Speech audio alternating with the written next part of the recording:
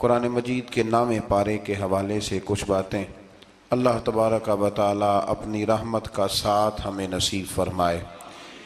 اس پارے کے شروع میں ہی قوم شعیب علیہ السلام کے سرکش سرداروں کی اس دھمکی کا ذکر ہے کہ جب انہوں نے کہا تھا کہ اے شعیب علیہ السلام ہمارے دین کی طرف پلٹ آؤ ورنہ ہم تمہیں اور تمہارے پیروکاروں کو جلا وطن کر دیں گے، اپنی بستی سے نکال دیں گے۔ شعیب علیہ السلام نے اللہ تعالیٰ سے التجا کی کہ اللہ ہمارے اور ہماری قوم کے درمیان حق کے ساتھ فیصلہ کر دے۔ پھر اللہ تبارک و تعالیٰ نے قوم سمود کی طرح عذاب نازل فرمایا اور اسے دنیا سے ہی مٹا دیا، اس قوم کو، جیسے کہ وہاں کچھ تھا ہی نہیں۔ آیت نمبر 94 جو ہے اسی سورہ اعراف کی، اس کے اندر اللہ تبارک و تعالیٰ نے فرمایا کہ نبی کو جھٹلانے کے بعد فوراً اس قوم کو تباہ نہیں کیا گیا، بلکہ پہلے ان کو سختی اور تکلیف پھر انعام اور اکرام سے آزمایا گیا۔ پہلے تکلیفیں دی گئیں شاید سمجھ جائیں، پھر اللہ نے انعام و اکرام بھی دیے کہ شاید آسانی کے بعد ہی سمجھ جائیں، لیکن جب وہ ہر حال میں کفر پر ڈٹے رہے تو پھر اللہ تعالیٰ نے انہیں تباہ کر دیا۔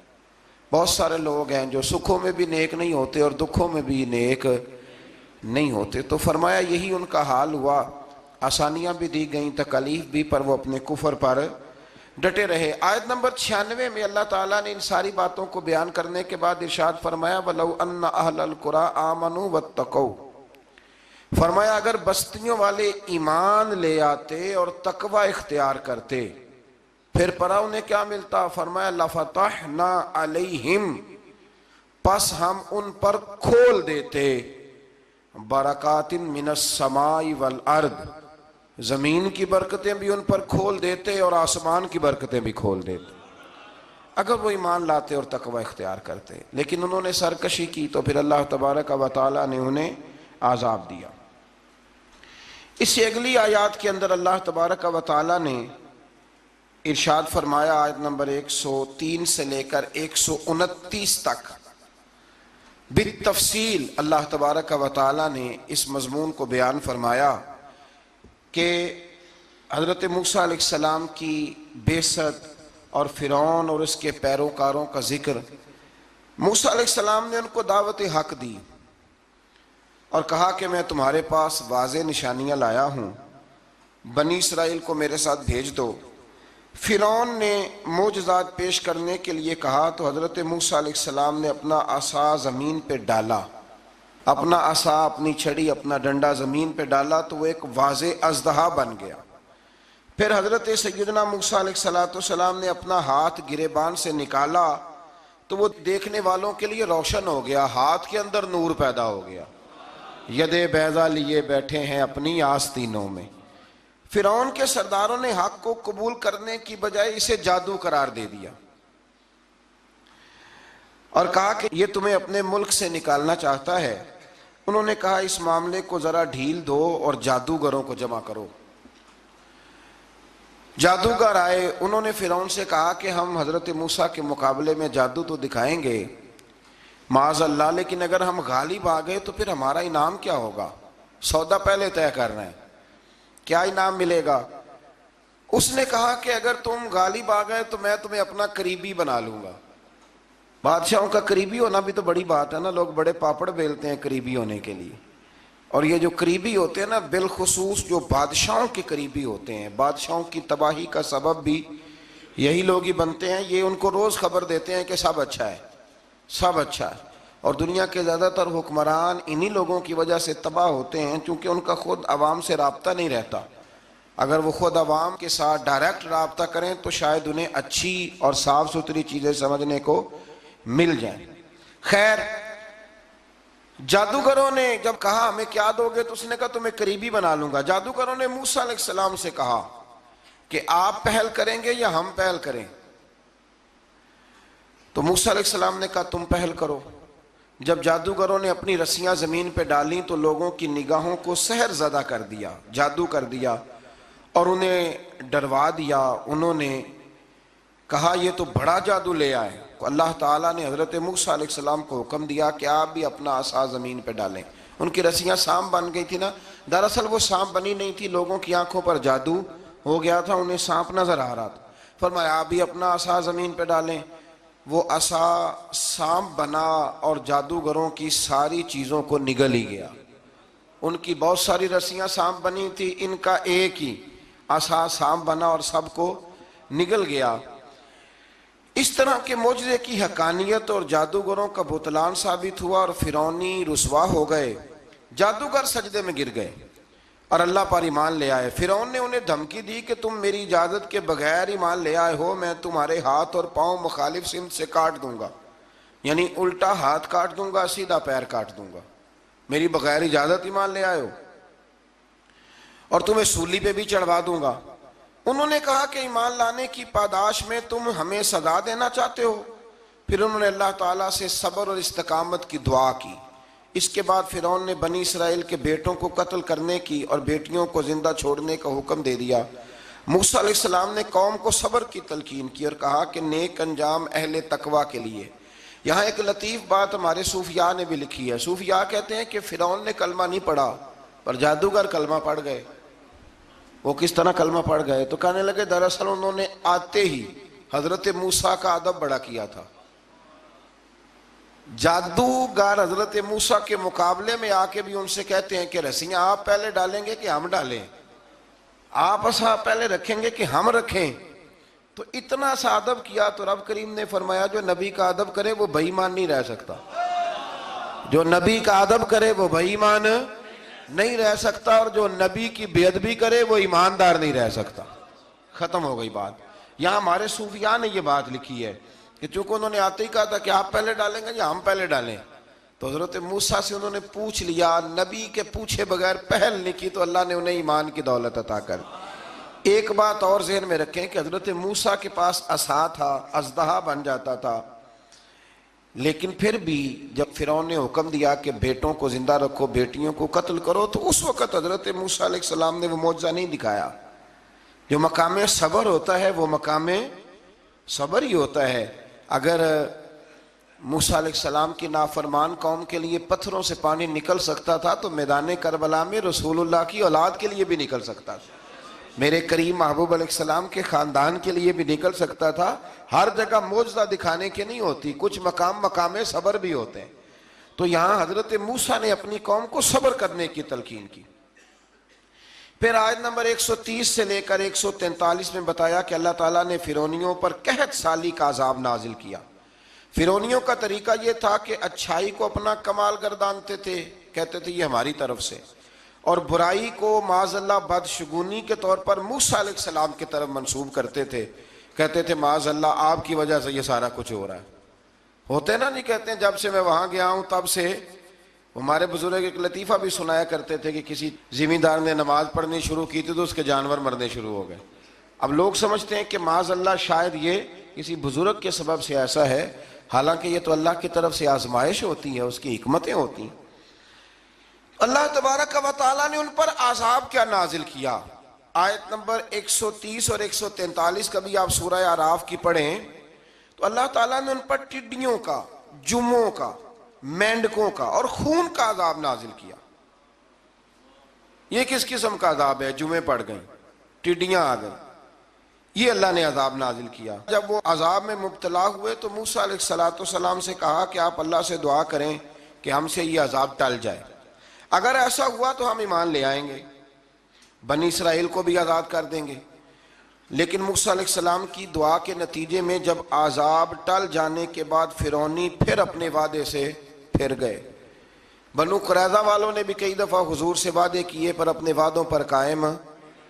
ایک بات آپ سے یہاں روک کے عرض کر دوں، ہم بھی کئی دفعہ کہتے ہیں ذرا بریک کبھی گاڑی کی نہیں نہ لگتی تو ہم ارادہ کرتے ہیں کہ آج سے ہی نماز شروع کر دینی، ذرا طبیعت زیادہ لیل ہوتی ہے تو ارادہ کرتے ہیں نا کہ بھائی آج کے بعد ہم نے نیک، پھر کیا ہوتا ہے شفا ہو گئی تو چھٹی ہو گئی۔ یہ طریقہ درست نہیں، یہ تو کفار کا طریقہ بیان کیا نا قرآن پاک نے۔ یہاں فرمایا جب اللہ تبارک و تعالیٰ نے انہیں نجات دے دی تو اپنے وعدے سے مکر گئے، تو پھر اللہ تبارک و تعالیٰ نے بنی اسرائیل کو سمندر پار کر کے ایسی قوم کے پاس پہنچا دیا جو بتوں کی پرستش کرتی تھی وہ تو بچ گئے، لیکن فرعونی سارے دریا کے اندر غرق ہو گئے۔ حضرت موسیٰ علیہ السلام سے کہنے لگے کہ ہمارے لیے بھی یہ خدا بنا دیجئے۔ حضرت موسیٰ علیہ السلام نے فرمایا بت پرستی کرنے والے جاہل ہیں۔ یہ بت پرست قوم کے پاس جب گئے نا بنی اسرائیل والے، بت پوجتے ہوئے دیکھا تو کہنے لگے ہمارے لیے بھی سامنے بنا کے رکھ دو۔ فرمایا یہ تو جاہل ہیں، تم انہیں دیکھ کے اثر قبول کر رہے ہو، اور اپنی جاہلیت کے باعث یہ ہلاک ہونے والے بھی ہیں۔ پھر اللہ تعالیٰ نے بنی اسرائیل پر اپنی نعمتوں کا ذکر فرمایا، اور موسیٰ علیہ السلام نے اپنی قوم میں ہارون علیہ السلام کو اپنا جانشین فرمایا اور کوہ طور پر تشریف لے گئے۔ اللہ نے فرمایا وہاں آ جائیں، میں آپ کو تورات عطا کرتا ہوں۔ 40 دن کا یہ عرصہ تھا۔ موسیٰ علیہ السلام نے وہاں پہ جا کے، وہ سارا واقعہ بھی انہی آیات میں ہے کہ حضرت موسیٰ نے عرض کیا تھا کہ رب ارنی، یا اللہ میں تجھے دیکھنا چاہتا ہوں، تو فرمایا لن ترانی، تو نہیں دیکھ سکتا۔ وہ بھی یہاں اللہ نے ذکر فرمایا۔ پھر اللہ تعالیٰ نے اپنی ایک تجلی جب کوہ طور پہ ڈالی تو حضرت موسیٰ علیہ السلام تاب نہ لا سکے اور بے ہوش ہو گئے، اور پہاڑ بھی ریزہ ریزہ ہو گیا۔ اس کا ذکر بھی اللہ نے انہی آیات میں فرمایا۔ آیت نمبر 144 سے 155 تک حضرت موسیٰ علیہ السلام کو رسالت عطا کرنے، کلیم اللہ کا منصب عطا کرنے، تورات عطا کرنے کا ذکر ہے۔ آگے چل کے بتایا کہ جو متکبر لوگ ہیں نا، وہ آیات الہیہ سے منہ پھیرتے، اور جو لوگ اللہ کی آیات اور قیامت کو جھٹلاتے ہیں ان کے اعمال باطل ہیں۔ پھر موسیٰ علیہ السلام کے کوہ طور پر قیام کے عرصے میں بنی اسرائیل کے زیورات سے بچڑا بنا کر اسے معبود بنانے کا ذکر ہے۔ ان میں ایک جادوگر تھا سامری، سنا ہے سلالہ میں اس کی قبر ہے۔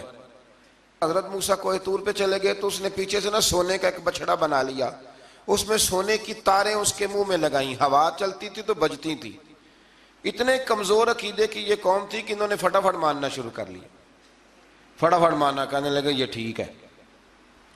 چنانچہ موسیٰ علیہ السلام جب واپس آئے تو قوم پر غصے اور افسوس کا اظہار فرمایا اور کہا میرے پیچھے تم نے ایسا برا کام کیا۔ انہوں نے تورات کی تختیاں بھی زمین پہ ڈالیں اور اپنے بھائی ہارون علیہ السلام کا سر پکڑ کے اس سے جواب طلبی کی۔ انہوں نے کہا اے میرے ماں جائے، بڑے خوبصورت لفظ ہے قرآن پاک، اے میرے ماں جائے، اے میرے بھائی، قوم نے مجھے بے بس کر دیا اور قریب تھا کہ یہ مجھے قتل بھی کر دیتے۔ اب آپ مجھ پر سختی کر کے دشمنوں کو ہنسنے کا موقع نہ دیں، کبھی بھی دشمنوں کو اپنے اوپر ہنسنے کا موقع نہ دینا چاہیے۔ پھر آیت نمبر 151 میں موسیٰ علیہ السلام کی دعا اور کلمات استغفار کا ذکر ہے۔ آگے چل کے بتایا کہ غصہ ٹھنڈا ہونے پر موسیٰ علیہ السلام نے تورات کی تختیوں کو اٹھایا، جن کی تحریر میں اللہ سے ڈرنے والوں کے لیے ہدایت اور رحمت کی بشارت تھی۔ آیت نمبر 156 سے لے کر 158 تک میں موسیٰ علیہ السلام کی دعا کا ذکر ہے، جس میں انہوں نے اپنی قوم کے لیے اللہ تعالیٰ سے دنیا اور آخرت کی بھلائی مانگی۔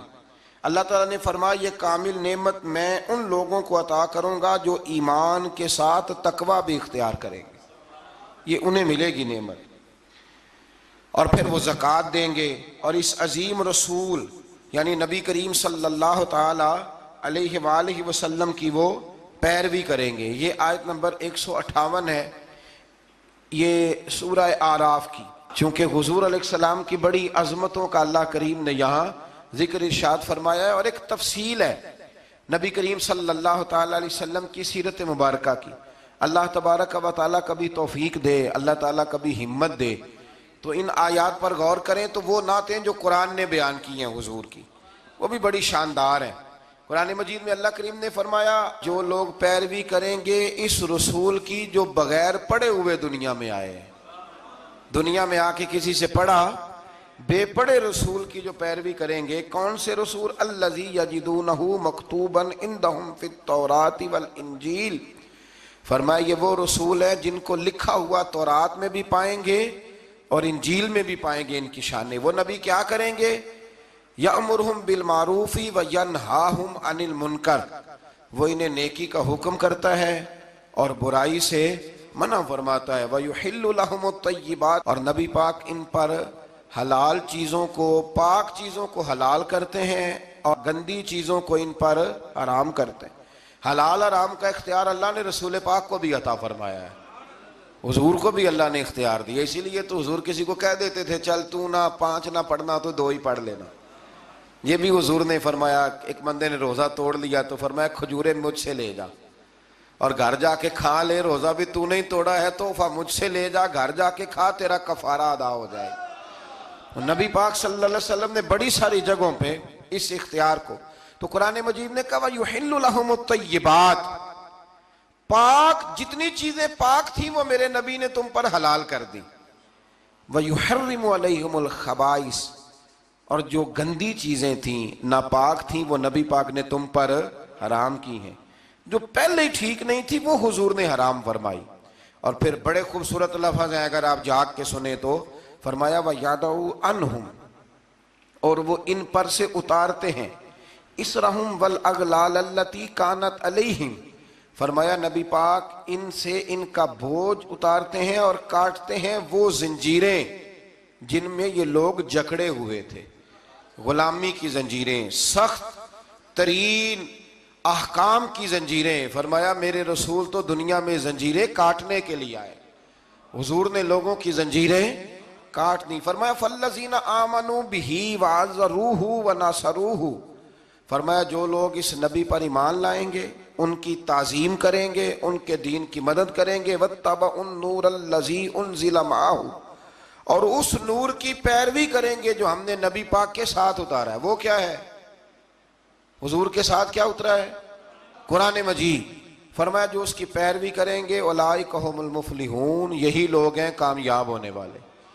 اور اگلی آیت میں فرمایا محبوب آپ کہہ دیں، آج پھر کھل کے اعلان کر دیں، کیا کہا قل یا ایھا الناس انی رسول اللہ الیکم جمیعا، فرمایا لوگوں کو بتا دیں کہ میں ایک قبیلے کا، ایک گروہ کا، ایک ملک کا نہیں، میں سارے انسانوں کا رسول بن کے آیا ہوں، تمام انسانوں کی طرف۔ اور حضور نے اعلان فرمایا، خود بخاری کا لفظ ہے، فرمایا ارسلت الی الخلق، فرمایا میں صرف انسانوں کا نہیں، جس کو اللہ نے پیدا کیا ہے میں ان سب کا رسول بن کے دنیا میں آیا، سب کا رسول بن کے میں دنیا میں آیا ہوں۔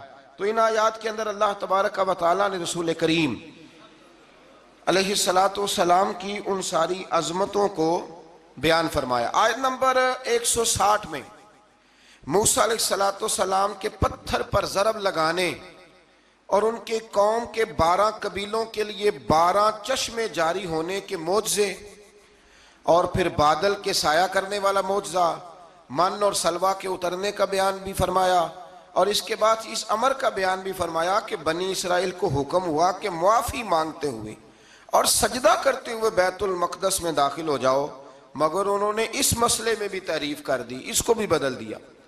مزید بتایا کہ سمندر کے کنارے جو ایک بستی تھی، انہیں ہفتے کے دن وہاں مچھلیاں پکڑنے سے منع کیا گیا تھا، مگر انہوں نے اللہ کے حکم کی نافرمانی کی، سوائے ایک گروہ کے۔ بنی اسرائیل کی نافرمانیوں کے باعث اللہ نے ان کی صورتوں کو بدل دیا، اللہ نے انہیں۔ ایک شخص نے ایک بزرگ سے پوچھا کہ نبی پاک علیہ السلام کی رحمت سے ہمیں کیا ملا ہے؟ معاذ اللہ، اگر میں ابھی پوچھوں کہ حضور کی رحمت سے کیا ملا ہے، تو بزرگ کہنے لگے کہ اس طرح کر، شام کو گھر جانا اور آئینے کے آگے کھڑے ہونا اور اپنے پچھلی زندگی کے سارے اعمال دیکھنا اور پھر اپنا چہرہ دیکھنا، اگر بدلا نہیں نا تو سمجھ لے میرے رسول کی رحمت سے حصہ ملا ہوا ہے، تجھے میرے کریم محبوب کی رحمت سے حصہ ملا ہوا ہے۔ ورنہ وہ نافرمانی کرتے تھے تو ان کے چہرے بدل جاتے تھے، دروازوں پہ لکھا جاتا تھا۔ سنگیوں بتاؤ نا، اگر آج بھی یہ حال ہو تو کون کسی کو منہ دکھانے کے قابل رہ جائے؟ کون کسی کو منہ دکھانے؟ دعا فرمائیں اللہ محبوب کی غلامی میں ہمیں پختگی نصیب فرمائے۔ پھر اللہ تبارک و تعالیٰ نے آیت نمبر 168 میں اور 167 میں یہود کے برے اعمال کا سبب ان کی جمعیت کے منتشر ہونے اور ان پر جابر لوگوں کے مسلط ہونے کا ذکر فرمایا۔ بعد والی آیات میں ان کے برے جانشینوں کا ذکر کیا جو رشوت لے کر اللہ تعالیٰ کی آیات میں رد و بدل کر دیتے تھے۔ ان سب برائیوں کے باوجود اس مغالطے اور خود فریبی کا شکار تھے کہ وہ بخشے جائیں گے۔ اللہ اکبر۔ اللہ تعالیٰ نے فرمایا کہ آخرت کا گھر صرف متقیوں کے لیے اور اللہ کے فرما بردار بندوں کے لیے۔ آیت نمبر 172 میں اس امر کا بیان ہے کہ اللہ تعالیٰ نے بنی آدم کی ارواح کو ایک جگہ پہ جمع کیا تھا اور جمع کر کے پوچھا الستو بربکم، کیا میں تمہارا رب نہیں؟ تو سب نے بیک زبان کہا قالوا بلا، ہاں مالک تو ہی ہمارا رب ہے۔ وہاں گواہی دی اور یہاں آ کے مکر گئے، وہاں گواہی دی اور یہاں مکر گئے۔ تو ہمارے بزرگوں نے لکھا ہے اس وقت بھی سب سے پہلے جس روح نے گواہی دی وہ میرے اور آپ کے پیارے رسول کی روح ہے مبارک، سب سے پہلے۔ اور حضور نے فرمایا جو روحیں وہاں ایک دوسرے کو جانتی تھی وہ یہاں بھی ایک دوسرے کو۔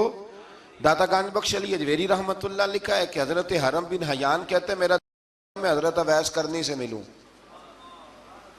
تو کہتے ہیں میں ان کے پیچھے یمن گیا تو وہ یمن سے مکے چلے گئے، میں مکے گیا تو وہ مدینے آ گئے، میں مدینے گیا تو وہ مصر چلے گئے، وہاں سے وہ پھر یمن آ گئے۔ بالآخر میں نے نہر فرات کے کنارے انہیں دیکھ ہی لیا، وضو کر رہے تھے، میں نے ان کو سلام لیا تو میرا ارادہ تھا سلام کے بعد پوچھوں گا کہ آپ ہی اویس کرنی ہے؟ کہتے میں نے السلام علیکم کہا تو وضو سے فارغ ہو کر کہنے لگے وعلیکم السلام یا حرم بن حیان۔ تو میں نے کہا حضور آپ مجھے کیسے جانتے ہیں؟ میں تو پہلی دفعہ ملا ہوں۔ کہنے لگے میں اویس کرنی ہوں، تو حرم بن حیان ہے، میں تجھے جانتا ہوں۔ کہا حضور کس طرح؟ فرمایا عارف تو روحی من روحی کا، میری روح تیری روح کی واقف ہے، میری روح تیری روح کی کن فیکون تے کل دی گل لے۔ وہ درویش نے کہا تھا نا کن فیکون تے کل دی گل لے، اسی اگے پریت رلائی۔ ہمارا تو پرانا جرانہ ہے بھائی، کن فیکون تے کل دی گل لے۔ اللہ تبارک و تعالیٰ سمجھنے کی توفیق عطا فرمائے۔ یہاں بڑے لطیف نقطے ہیں، بڑی باتیں ہیں، پر انشاءاللہ تعالیٰ کسی وقت کریں گے۔ اس آیت پہ بڑا کچھ لکھا ہے ہمارے بزرگوں نے اور کمال کر دیا جس نے جو لکھا۔ بہرحال پھر آگے چل کے اللہ تعالیٰ نے ارشاد فرمایا آیت نمبر 175 میں بغیر نام لیے ایک شخص کا ذکر فرمایا۔ بعض بزرگوں نے کہا وہ بلم بن بورا ہے، اور بعض نے کہا امیہ بن خلف ہے، اور بعض نے کہا ابو عامر فاسق ہے۔ ان تینوں میں سے ایک برائی ان تینوں میں مشترک تھی، تینوں میں وہ جرم پایا جاتا تھا، وہ یہ تھا کہ ان کے پاس علم بھی تھا، زہد اور ریاضت بھی تھی بلم بن بورا کے پاس، لیکن حضرت موسیٰ کے حسد کی وجہ سے تباہ ہو گیا۔ اسی طرح امیہ اور ابو عامر نبی پاک علیہ السلام کے حسد کی وجہ سے تباہ ہو گئے۔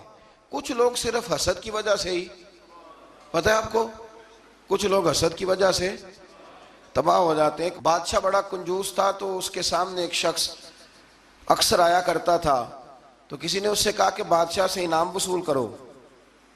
اس نے کہا یہ بڑا کنجوس ہے، پر چلو اللہ نے مجھے بھی بڑا ذہن دیا، انعام لے ہی لیتے ہیں۔ تو کہنے لگا بادشاہ کا بھی انعام ہی دے دیا کر۔ بادشاہ کہنے لگا پہلے میرے سوال کا جواب دے پھر انعام دوں گا۔ اس نے سوال ہی ایسا سخت پوچھنا تھا کہ انعام بنے ہی نہ۔ حضرت رومی نے لکھا ہے کہ بادشاہ سلامت پوچھو سوال۔ تو بادشاہ کہنے لگا یہ میرے ہاتھ کی ہتھیلیاں، ان میں بال کیوں نہیں؟ پشت پہ ہے تو ہتھیلی پہ کیوں نہیں؟ اس نے بھی پھر کمال ہی جواب دیا، کہنے لگا آپ سخی بڑے ہیں،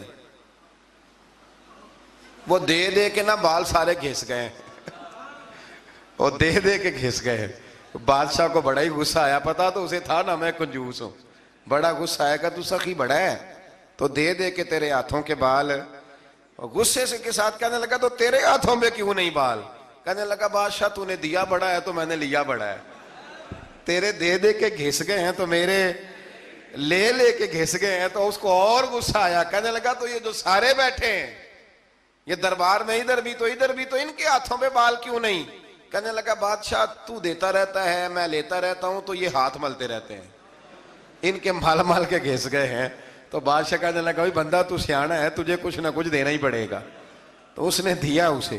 تو کچھ لوگوں کے نا مال مال کے ہی اللہ دیتا ہے نوازتا ہے، پر ان کے حسد کر کر کے یہ ہاتھ گھس جاتے ہیں، بیٹھ کے نا پروگرام بناتے رہتے ہیں، اس نے ایسا کیا اس لیے آگے نکل گیا، اس نے یہ کیا۔ ایک صاحب مجھے ایک شخص کے بارے میں خبر دینے لگا، کہنے لگا وہ فلانا کیا، پھر اس نے ایسا کیا، تو پھر وہ جیک لگا، پھر وہ سیاست کی تو آگے نکل گیا۔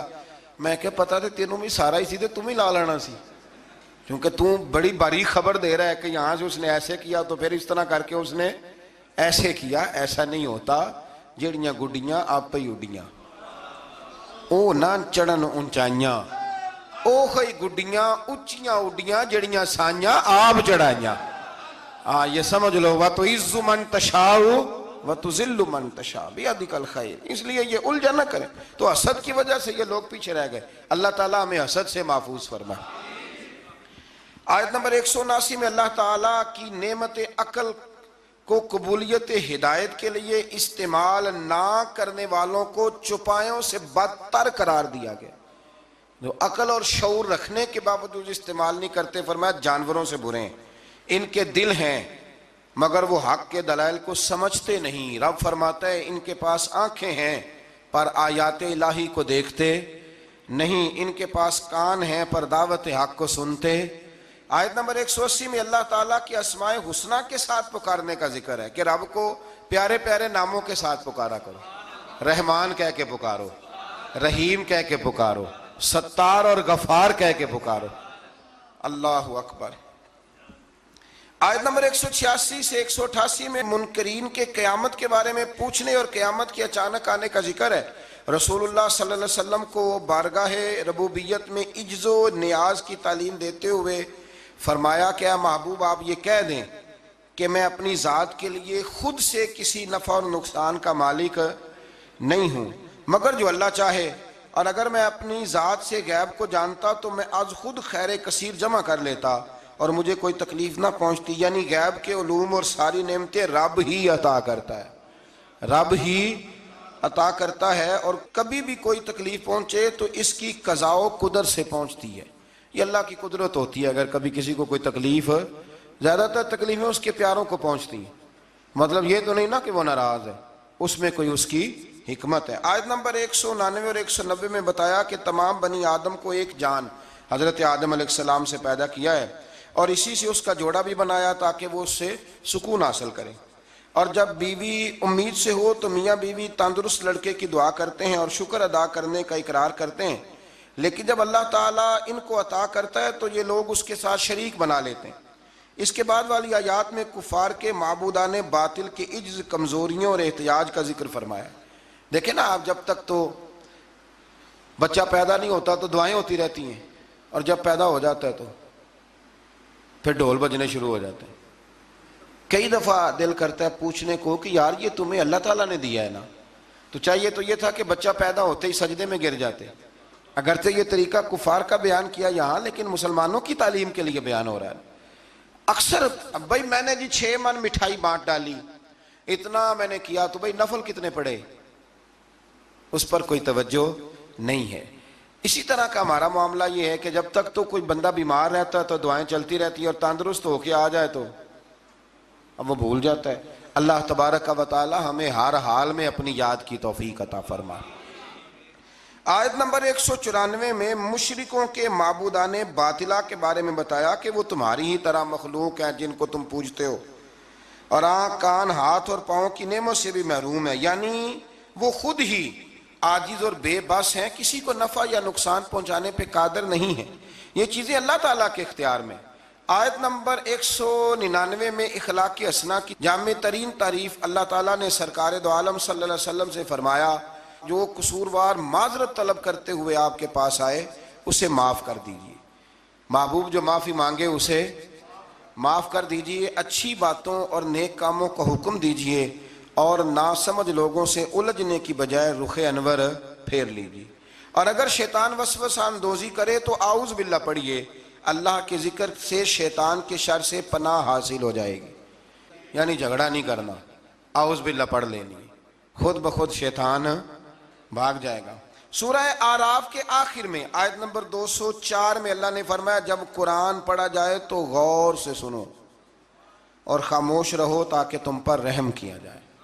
اللہ تبارک و تعالیٰ توفیق عطا کرے۔ آگے سورہ انفال شروع ہو جاتی ہے اسی پارے کے آخر میں۔ یہ سورہ انفال جو ہے یہ مدنی سورت ہے، اور عربی زبان میں انفال کہتے ہیں مال غنیمت کو۔ تو اس میں چونکہ مال غنیمت کا بیان ہے، اور اس کے ساتھ ساتھ اللہ تبارک و تعالیٰ نے اس میں جنگ بدر کے احوال کو، واقعات کو بڑی تفصیل سے بیان کیا۔ اس کی آیت نمبر 2 سے کامل مومنوں کی صفات بیان کی گئی ہیں۔ اس میں اللہ تعالیٰ نے فرمایا کہ جو کامل مومن ہیں وہ اللہ تعالیٰ سے ڈرتے ہیں، آیات الہی سن کر ان کے ایمان کو تقویت ملتی ہے. وَإِذَا تُلِيَتْ عَلَيْهِمْ آیاتُهُ زَادَتْهُمْ ایمانا. جب اللہ کی آیتیں پڑھی جاتی ہیں تو ان کے ایمان بڑھتا ہے، یعنی ان کے ایمان میں پختگی آ جاتی ہے. فرمایا وہ اپنے رب پر بھروسہ بھی کرتے ہیں، نماز بھی قائم کرتے ہیں، زکوٰۃ بھی ادا کرتے ہیں. فرمایا یہ ہیں جو سچے پکے مومن ہیں. پہلے فرمایا کہ اللہ سے ڈرتے ہیں، پھر فرمایا جب قرآن پڑھا جائے تو ایمان مضبوط ہوتا ہے، پھر فرمایا اپنے رب پہ بھروسہ کرتے ہیں، پھر فرمایا نماز قائم کرتے ہیں، پھر فرمایا زکوٰۃ. یہ کون ہے؟ یہ پکے مومن. آیت نمبر 5 میں فرمایا کچھ لوگ جہاد کے لیے دل و جان سے آمادہ نہ تھے، اندر سے پروگرام نہیں تھا، اور مجاہدین کی خواہش یہ تھی کہ ابو جہل کی قیادت میں مشرکین مکہ کے مسلح اور منظم لشکر کی بجائے ابو سفیان کا وہ جو تجارتی قافلہ ہے اس سے ٹکراؤ ہو جائے. اللہ تعالیٰ نے مشرکین مکہ سے تصادم کو مقدر فرمایا تاکہ حق کی حقانیت اور غلبہ ثابت ہو جائے. اگرچہ کچھ لوگوں کا ارادہ یہی تھا کہ جنگ بدر میں ابو جہل کے لشکر سے ٹکرانا. آپ کو پتہ ہے نا کہ ابو سفیان قافلہ لے کے آ رہا تھا، اس کے لیے مسلمان نکلے تھے، وہ تو بچ کے نکل گیا. پھر ابو جہل 1000 کا لشکر لے کے آ گیا. تو اللہ فرماتے ہیں کہ اللہ نے اس لیے تمہارا ان سے مقابلہ کرایا تاکہ اللہ حق کو واضح کر دے. آیت نمبر 9 سے لے کر 24 تک بتایا گیا ہے کہ اللہ تعالیٰ نے بدر میں مجاہدین کے اطمینان قلب کے لیے اور فتح کی بشارت کے طور پر فرشتے نصرت کے لیے بھیجے. فرشتے آئے مدد کرنے کے لیے. میدان بدر میں سخت زمین اور پانی کے چشموں پر کفار کے پاس تھے، اور نرم زمین جس پر چلنا دشوار تھا مسلمانوں کے پاس تھی، اور پانی کی بھی قلت تھی جس کی وجہ سے مسلمانوں کے دلوں میں طرح طرح کے وہم پیدا ہوتے تھے. اللہ تعالیٰ نے بارش برسائی، مسلمانوں نے وافر پانی جمع کر لیا، اور ان کی شرعی اور طبی ضروریات بھی پوری ہوئی. شرعی ضرورت کون سی ہوتی ہے جی؟ پانی کی. وضو کرنا، غسل کرنا، یہ کون سی ضرورت ہے؟ اور طبی ہے کہ پانی کا پینا. اور دلوں کو بھی اطمینان ملا کہ اللہ نے بارش عطا کر دی. اللہ تعالیٰ نے میدان جہاد میں پسپائی اختیار کرنے والوں کو اپنے غضب کا حقدار قرار دیا. میدان بدر میں رسول اللہ صلی اللہ علیہ وسلم نے مٹھی میں ریت لے کر کافروں کی جانب پھینکی. یہ مٹھی میں پکڑ کے حضور نے پھینکی تو فرمایا یہ لوگ رسوا ہو جائیں. یہ ریت ان کی آنکھوں میں جا پڑی. اللہ تعالیٰ نے فرمایا کہ اے رسول صلی اللہ علیہ وسلم، وہ خاک آپ نے نہیں پھینکی بلکہ وہ تو اللہ نے پھینکی ہے. جس وقت آپ نے پھینکی تھی لیکن در حقیقت وہ اللہ نے پھینکی. کہا محبوبہ تو نے نہیں پھینکی، وہ میں نے پھینکی ہے، اس لیے کہ ہاتھ تھیرے تھے، طاقتیں خدائی تھی، طاقتیں خدائی تھی. تو اس طرح اگر حضور کسی کی مدد کرتے ہیں، مشکل کشائی فرماتے ہیں، تو دراصل وہ کون کر رہا ہے؟ اللہ. اللہ تعالیٰ نے بدر کو فیصلہ کن جنگ قرار دیا اور مسلمانوں سے فرمایا اے ایمان والو، اللہ اور اس کے رسول کے بلانے پر فوراً حاضر ہو جایا کرو جب رسول تمہیں اس چیز کی طرف بلائیں جو تمہارے لیے حیات آفری ہے. یہ آیت نمبر آپ جا کے ملاحظہ کیجئے گا 24، اور پھر اس کی تفسیر جس نے بھی لکھی ہے نا وہ پڑھ لیجئے گا. اتنا وقت نہیں کہ میں تفسیر میں جاؤں. جب بھی اللہ رسول بلائیں فوراً حاضر ہو جاؤ. حالانکہ اللہ تو بلاتا ہی نہیں، بلایا کون کرتے تھے؟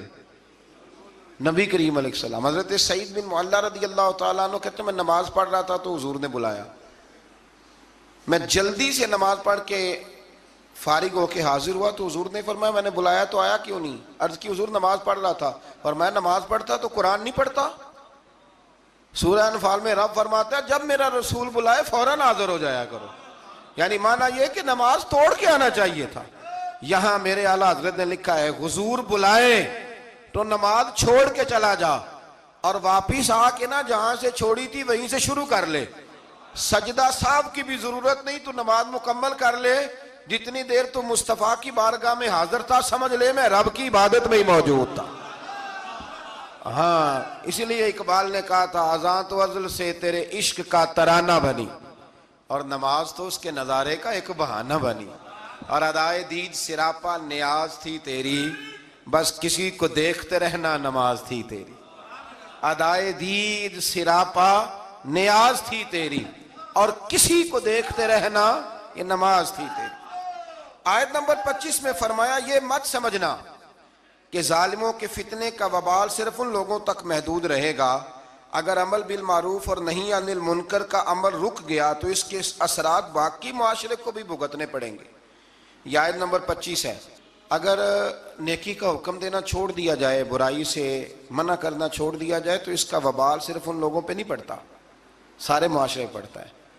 لوگ سمجھتے ہیں کہ ان درسوں کی، ان تقریروں کی، ان وعظوں کی کوئی اہمیت نہیں، یہ پڑھو رب کا قرآن۔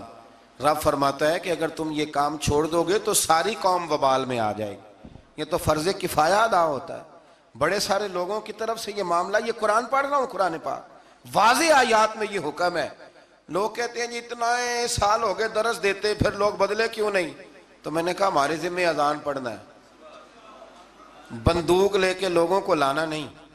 ہم اذان دیتے رہیں گے، پھر جسے اللہ توفیق دے گا وہ انشاءاللہ نماز بھی پڑھ ہی لے گا۔ مؤذن کی ڈیوٹی ہے کہ وہ اذان پڑھے، اس کی یہ ڈیوٹی نہیں کہ بندوق لے کے جائے اور لوگوں کو گھروں سے نکال کے لائے۔ آیت نمبر 26 میں ہجرت سے پہلے مسلمانوں کی بے بسی اور بعد میں اللہ کی مدد سے مضبوط ہونے اور اس نعمت پر اللہ کا شکر ادا کرنے کا بیان ہے۔ مزید فرمایا کہ اللہ اور اس کے رسول سے خیانت نہ کرو، یا ایھا الذین آمنوا لا تخونوا اللہ والرسول، فرمایا اللہ اور اس کے رسول سے خیانت، یہ آیت نمبر 27 ہے۔ اور فرمایا اپنی امانتوں میں بھی خیانت نہ کرو اگرچہ تم جانتے ہو۔ اللہ رسول سے خیانت کیا ہوتی؟ تو اس آیت کے تحت حضرت عبداللہ ابن عباس فرمایا کرتے تھے جس نے فرض چھوڑے اس نے اللہ سے خیانت کی، اور جس نے سنت کو چھوڑا اس نے نبی پاک سے خیانت کی۔ اللہ تعالیٰ فرض ادا کرنے کی بھی توفیق دے اور مصطفیٰ کی سنت کا پیار بھی عطا فرمائے۔ آیت نمبر 30 میں ہجرت کے موقع پر مشرکین مکہ نے اپنی پارلیمنٹ میں، دار الندوہ جو ان کی پارلیمنٹ تھی جس میں وہ بیٹھتے تھے، رسول اللہ صلی اللہ علیہ وسلم کے بارے میں وہاں بیٹھ کے جو مشاورت کی تھی اس کے احوال اللہ نے بیان کرتے ہوئے فرمایا اس وقت کو یاد کرو جب کافر آپ کے خلاف سازشیں کر رہے تھے تاکہ آپ کو قید کریں یا معاذ اللہ ثم معاذ اللہ قتل کریں یا جلا وطن کریں۔ کیا خوبصورت انداز ہے۔ رب فرماتا ہے وہ اپنی سازشوں میں لگے ہوئے تھے اور اللہ تعالیٰ اپنی خفیہ تدبیر فرما رہا تھا، اور اللہ بہترین تدبیر کرنے والا ہے۔ کہتے ہیں جی وہ میرے خلاف سازشیں کر رہے ہیں، میں نے کہا چھوڑ، تو رب کی مدد حاصل کر، اللہ بہترین تدبیر کرنے والا ہے۔ آیت نمبر 32 سے 35 میں فرمایا کفار مکہ اپنی سرکشی کی وجہ سے اس طرح کے مطالبات کرتے تھے کہ اگر آپ کے پاس یہ قرآن حق ہے تو اللہ سے دعا کیجئے کہ ہم پر آسمان سے پتھر برسائے یا ہمیں دردناک عذاب دے۔ یہ وہ کہا کرتے تھے، مگر اللہ نے فرمایا کیا محبوب جب تک آپ ان میں موجود ہیں اللہ انہیں عذاب نہیں دے گا۔ حد ہو گئی، جب تک آپ موجود ہیں اللہ عذاب۔ اور ایک جملہ اور سن لیں، میرا تو ایمان ہے کہ جب تک گنبد خضرا موجود ہے، جب تک گنبد خضرا موجود، اس دھرتی پہ عذاب۔ یہ دنیا ایک سمندر ہے مگر ساحل مدینہ ہے، یہ دنیا جل کے بجھ جاتی مگر حائل مدینہ ہے، یہ دنیا جل کے بجھ جاتی مگر یہ زمین پہ مدینہ ہے۔ اسی لیے تو ہر جگہ سبزہ اگتا ہے، ورنہ جو ہم کام کرتے ہیں وہ تو جل کے مرنے والے ہیں۔ تو فرمایا محبوب جب تک آپ موجود ہیں اللہ عذاب۔ او سجنوں ذرا آنکھیں کھول کے سننا، اگر حضور موجود ہوں، اگر حضور موجود ہوں تو رب کافر کو عذاب نہیں دیتا تو محمد عربی کے غلاموں کو کیوں عذاب دے گا؟ جب ان کے دشمنوں کو عذاب نہیں دیتا ان کے ہوتے ہوئے۔ اسی لیے حضرت انس بن مالک نے پوچھ لیا تھا یا رسول اللہ قیامت والے دن کہاں تلاش کروں؟ موٹی بات ہی کر دی، ترمذی میں موجود ہے۔ حضور نے نہیں فرمایا کہ چل نماز روزہ سیدھا کر، مجھے ڈھونڈ کے کیا کرے گا؟ حضور کہاں تلاش کروں؟ فرمایا حوض کوثر پہ آ جانا، امتیوں کو میں جام پلا رہا ہوں گا۔ حضور وہاں ملاقات نہ ہوئی، فرمایا میزان عمل پہ آ جانا، اعمال تول رہے ہوں گے میں دعائیں کر رہا ہوں گا۔ حضور وہاں ملاقات نہ ہوئی، فرمایا پل صراط پہ آ جانا، امت گزر رہی ہوگی میں دعائیں کر رہا ہوں گا۔ اور بریلی کے امام کہنے لگے پھر ہمیں کیا پریشانی ہے پل سے گزرنے کی؟ فرمانے لگے رضا اب پل سے وجد کرتے گزریے کہ ہے رب سلم صدائے محمد، کیونکہ خدا کی رضا چاہتے ہیں دو عالم، خدا چاہتا ہے رضائے محمد صلی اللہ علیہ وسلم۔ پھر اللہ تبارک و تعالیٰ نے فرمایا اور جب تک وہ استغفار کر رہے ہیں تو بھی اللہ تعالیٰ ان کو عذاب نہیں دے گا۔ پھر فرمایا بیت اللہ کے پاس مشرکوں کی نماز آخر ہے کیا؟ سیٹیاں اور تالیاں بجانے کی صورت میں تھی۔ اور آگے چل کے مقصد جہاد بیان فرمایا اور ان سے جنگ کرتے رہو حتیٰ کہ کفر کا غلبہ نہ رہے اور پورا دین اللہ کے لیے ہو جائے۔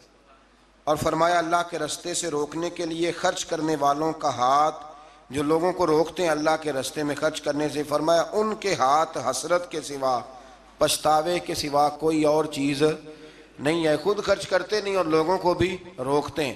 اور فرمایا جہاد کرتے رہو جب تک کہ اللہ کا دین غالب نہ آ جائے۔ لفظ جہاد سے بڑی دقت ہوتی ہے کچھ لوگوں کو، اور ہمارے حکمرانوں نے تو قسم اٹھا لیا کہ یہ لفظ اپنی زبان سے ادا نہیں کرنا، حالانکہ قرآن کی 20 آیات ہیں جن میں جہاد کا حکم دیا گیا۔ جہاد کا معنی کیا ہے کہ دنیا سے ظلم کو، جبر کو، کفر کو ختم کیا جائے اور رسول کریم کے امن والا جھنڈا پوری دنیا پہ لہرا دیا جائے۔ اللہ کریم ہمیں اس کی توفیق عطا فرمائے۔ آخر دعوانا ان الحمدللہ۔